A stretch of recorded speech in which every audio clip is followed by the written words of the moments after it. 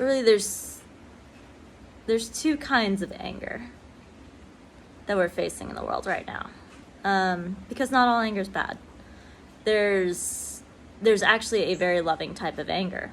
The kind of anger that, if you're a parent, you know this very well.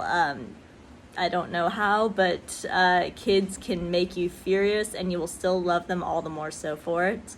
Same with parents. Siblings, they know how to get you, or sometimes you need to know when you need to be firm with them. Also, it's the kind of anger that is spiritually guided, that is heart-centered, is the kind of anger that says this is not right. I am being disrespected, others are being disrespected. This is a very low expression of humanity that we're seeing, and it needs to stop, and I will not tolerate it. That's a really legitimately good form of anger, because it tells us that something needs to change, something needs to be corrected, and that's how we progress.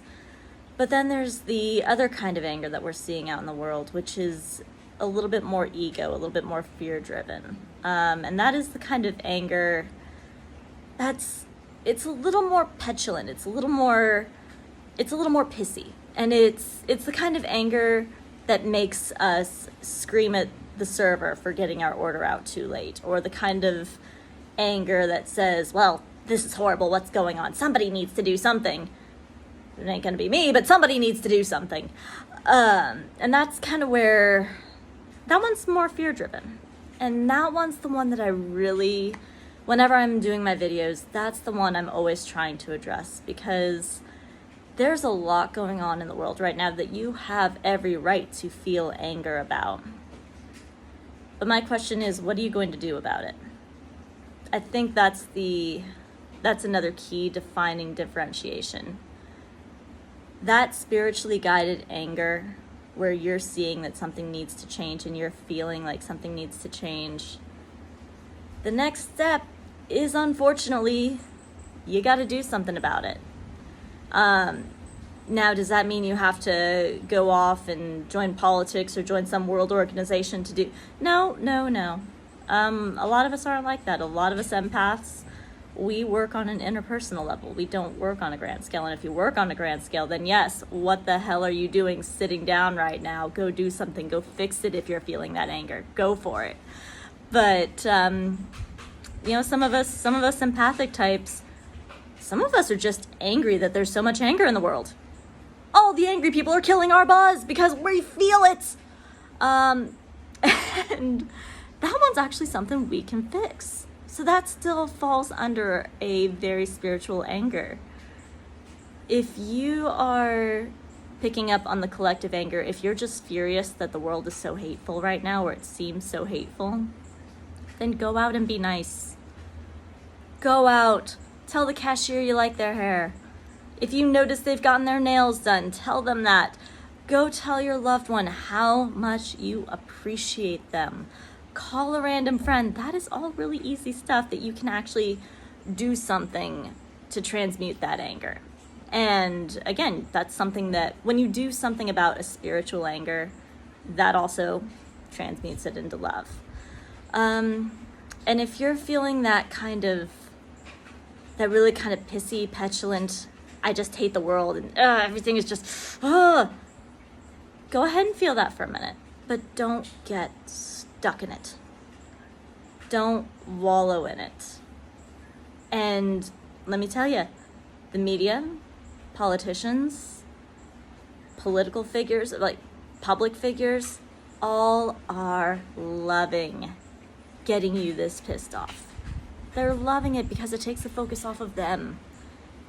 If you're getting angry about some person in a store asking you to wear a mask because it's their policy, or if you're angry because some person that you don't even know doesn't feel like getting vaccinated or doesn't feel like wearing a mask, double check where that anger's coming from. Check in. Is that anger coming from a sense of something legitimately not being right? Or is that coming from your own sense that your freedom's being threatened, that your liberty's being threatened, that your safety's being threatened. Now, I'm not saying that to threaten anybody's safety or liberty is a good thing, but threat is not oppression. If somebody is actively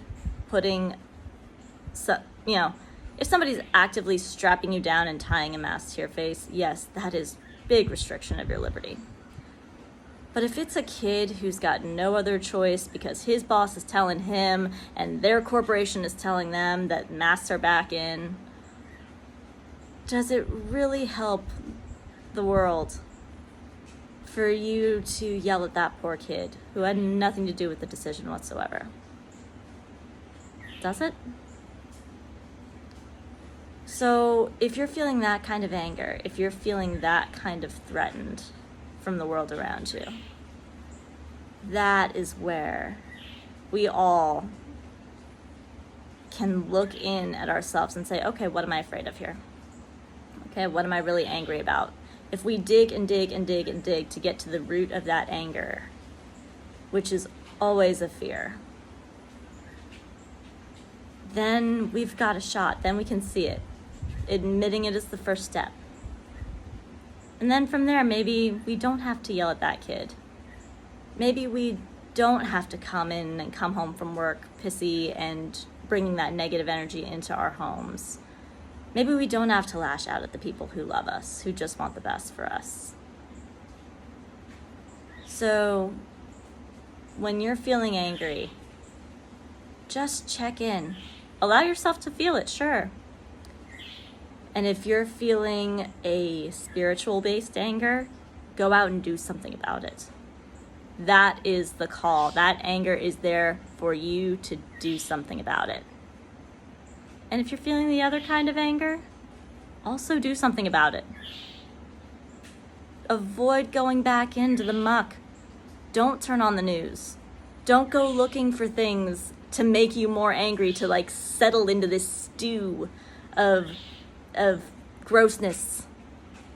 That probably wasn't the right word, but